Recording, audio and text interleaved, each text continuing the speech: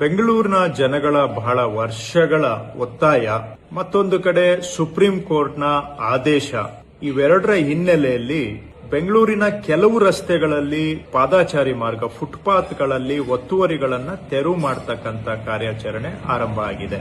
ಬೆಂಗಳೂರು ಚೆನ್ನಾಗಿರಬೇಕು, ಇಲ್ಲಿ ವಾಸ ಮಾಡೋ ಜನಗಳಿಗೆ ಅಗತ್ಯ ಸೌಕರ್ಯಗಳಾದ್ರೂ ಸಿಗಬೇಕು ಅಂತ ಹೇಳಿದ್ರೆ ಅದರಲ್ಲಿ ಒಂದು ಪಾದಾಚಾರಿ ಮಾರ್ಗ, ಫುಟ್ಪಾತ್ಗಳಲ್ಲಿ ಓಡಾಡೋಕೆ ಆಗುವಂತಹದ್ದು. ಎಲ್ಲಾ ರಸ್ತೆಗಳಲ್ಲಿ ಮಾಡಕ್ಕಾಗದೇ ಇದ್ರೂ ಕೆಲವು ಹೆಚ್ಚು ಜನ ಓಡಾಡೋ ಕಡೆ ಆದ್ರೂ ಮಾಡಬೇಕಾಗಿರೋದು ಸರ್ಕಾರದ ಕರ್ತವ್ಯ ಮತ್ತು ಜನಗಳ ಬೇಡಿಕೆನೂ ಸಹ.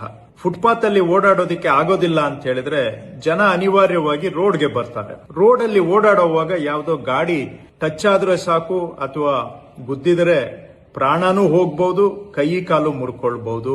ಈ ತರಹ ಪ್ರತಿ ವರ್ಷ ಸುಮಾರು 300 ಜನ ಓಡಾಡೋರು ಫುಟ್ಪಾತ್ ಅಲ್ಲಿ ಓಡಾಡೋಕೆ ಆಗದೆ ರಸ್ತೆಗೆ ಬಂದು ಓಡಾಡುವಂತ ಜನ, ಪೆಡೆಸ್ಟ್ರಿಯನ್ಸ್ 300 ಜನ ಪ್ರಾಣ ಕಳ್ಕೊಳ್ತಾ ಇದ್ದಾರೆ ಆಕ್ಸಿಡೆಂಟ್ಗಳಲ್ಲಿ. ಸಾವಿರಾರು ಜನ ಕೈ ಕಾಲು ಕಳ್ಕೊಳ್ತಾ ಇದ್ದಾರೆ. ಇನ್ನ ಕೆಲವರು ಜೀವನ ಪರ್ಯಂತ ಹಾಸಿಗೆ ಹಿಡಿಯುವಂತ ಆಕ್ಸಿಡೆಂಟ್ಗಳನ್ನು ಅನುಭವಿಸ್ತಾ ಇದ್ದಾರೆ. ಕೆಲವರು ತಲೆಗೆ ಪೆಟ್ಟಾದ್ರೆ ಅವರು ಕೋಮಾ ಪರಿಸ್ಥಿತಿಗೆ ಹೋಗಿ ಕೆಲವರೆಲ್ಲ ಜೀವನ ಎಲ್ಲ ಕೋಮಾ ಪರಿಸ್ಥಿತಿಯಲ್ಲಿ ಕಳೆಯುವಂತದ್ದಾಗಿದೆ. ಹೀಗೆ ಸಾವಿರಾರು ಜನ ಕಷ್ಟ ಅನುಭವಿಸ್ತಾ ಇದ್ದಾರೆ, ಪ್ರಾಣನೂ ಕಳ್ಕೊಳ್ತಾ ಇದ್ದಾರೆ ಕೆಲವರು.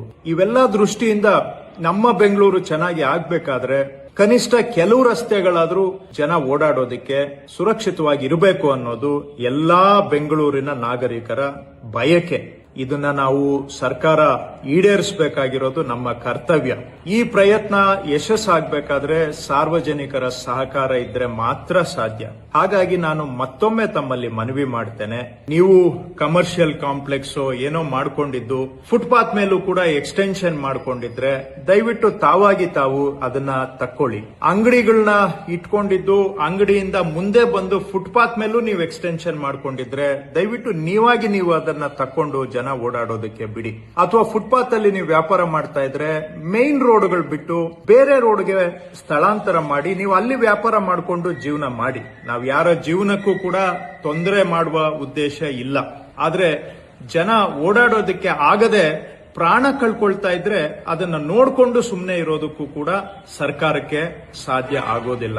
ಹಾಗಾಗಿ ನೀವು ವ್ಯಾಪಾರ ಮಾಡ್ತಾ ಇದ್ದೀರಾ ಫುಟ್ಪಾತ್ ಮೇಲೆ ಅಂತ ಹೇಳಿದ್ರೆ ನಾವು ಕ್ಲಿಯರ್ ಮಾಡ್ತಾ ಇರೋದು ಬರೀ 20% ರಸ್ತೆಗಳು. ಇನ್ನೂ 80% ರಸ್ತೆ ಇದೆ, ಅಲ್ಲಿ ತಾವು ವ್ಯಾಪಾರ ಮಾಡ್ಕೊಂಡು ಜೀವನ ಮಾಡಬಹುದು. ಎಲ್ಲಿ ಜನ ಹೆಚ್ಚಿನ ಸಂಖ್ಯೆಯಲ್ಲಿ ಓಡಾಡ್ತಾರೆ ಅಲ್ಲೇ ನೀವು ಅಡ್ಡ ಮಾಡಬೇಕು ಅಂತ ಹೇಳಿದ್ರೆ ಇದು ಸಾರ್ವಜನಿಕರ ಮೂಲಭೂತ ಹಕ್ಕು ಅಂತ ಸುಪ್ರೀಂ ಕೋರ್ಟ್ ಹೇಳಿದೆ, ಫಂಡಮೆಂಟಲ್ ರೈಟ್ ಅಂತ. ಆ ಫಂಡಮೆಂಟಲ್ ರೈಟ್ ಅನ್ನ ನೀವು ವೈಲೇಟ್ ಮಾಡಕ್ಕಾಗಲ್ಲ, ನಾನು ವೈಲೇಟ್ ಮಾಡಕ್ಕಾಗೋದಿಲ್ಲ. ಅದನ್ನ ಗೌರವಿಸಬೇಕಾಗುತ್ತೆ ನಾವೆಲ್ಲರೂ ಕೂಡ. ಹಾಗಾಗಿ ಇದು ಬೆಂಗಳೂರು ಚೆನ್ನಾಗಿರ್ಬೇಕು ಅಂತ, ಬೆಂಗಳೂರು ಸುಧಾರಣೆ ಆಗ್ಬೇಕು ಅಂತ ನಾವು ಮಾಡ್ತಾ ಇರುವಂತಹ ಪ್ರಯತ್ನ. ಈ ಪ್ರಯತ್ನ ನೀವು ಸಹ ಕೈ ಜೋಡಿಸಬೇಕು, ಸಹಕಾರ ಕೊಡಬೇಕು.